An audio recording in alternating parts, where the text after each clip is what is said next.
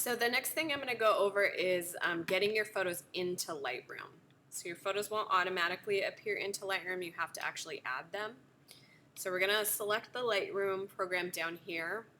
For now we're using Lightroom 5. There is a newer version, Creative Cloud, on our computers, but we're going to use the older version initially. So you're going to choose that at the bottom of your computer dock. It's going to take a moment to open.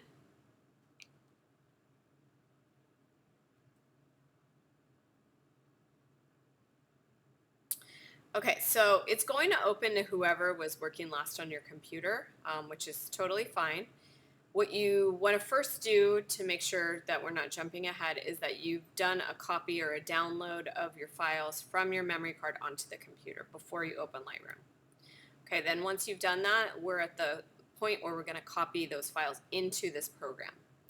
So you're going to go up to the top of the program screen. Next to Lightroom, there's a tab that says File, and you're going to choose Import Photos and Video.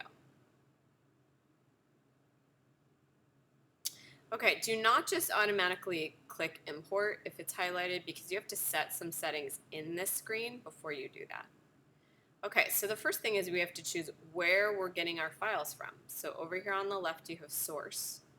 You need to open and close your folders so that you can see the folder that you want to copy from.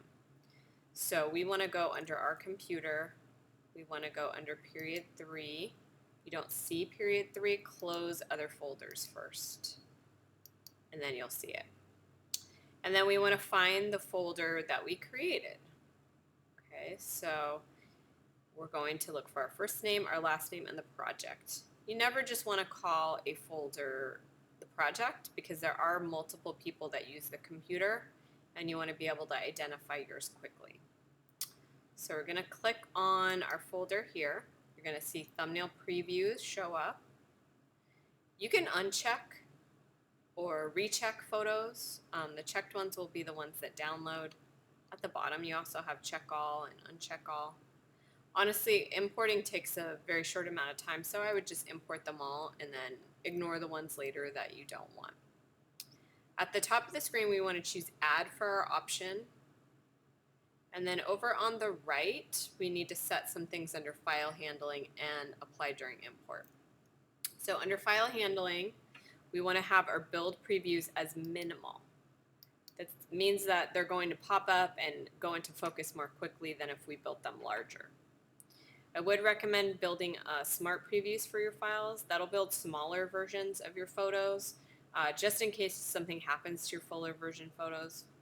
You do have the smaller version ones you could work off of. If this is a card you've used before and you didn't delete your photos and you don't want to import the same photos you already have, you can check this box. We're not going to make a second copy, so leave that unchecked. Under Apply During Import, Develop Settings, for now we want none. Metadata we need to set. If we have not already set up metadata, we need to choose the New option. If we already have, then you just find your name from the list. So if I'm Sam Smith, I'm going to create a new metadata. We really only need to do this once unless you want to customize it for multiple projects, in which case you would do it every time. So we want to title it Our Name, that way we can find it quickly. We want to set the preset to Custom. There's 2 main sections we need to fill out. The rest we can pretty much ignore. So they are going to be IPTC copyright and then IPTC creator. For copyright, you're going to add your name and the year. Okay, that means that you're the copyright owner and you created them in this year. So you do need to at least update your copyright every year. For copyright status, we're going to change that from unknown to copyrighted. Because you're the photographer, you do legally own the copyright. Rights usage terms means if somebody wants to use your photo, what are the terms of your use? Okay, what I would suggest putting is contact copyright owner. That way you can decide the terms. So you might, in some cases, require payment. In other cases, you may just ask them to credit you on their website. It just depends. Copyright info URL. If you have a website, you can put that here. If you don't, you can leave it blank.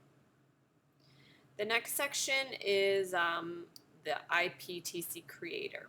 So you are also the creator. You're going to put your name under the creator. And then you need to put some some contact information here. You don't have to put your address and that information. If you don't want to put your phone number, you don't have to. But I would strongly suggest at least putting your email. You're asking somebody to contact you as the copyright owner. You need to give them a way to do that. Okay, so email is great. You can also list phone and address if you feel comfortable doing that, but you aren't required to. The rest of this you would want to customize if you want to change it per project. For the purposes of our class, you can just create one general one. So at this point, we're going to hit create. Now, every time you go to the same computer, you can now just click your name, and the metadata will set to that information. Last step is to click import to import all your photos.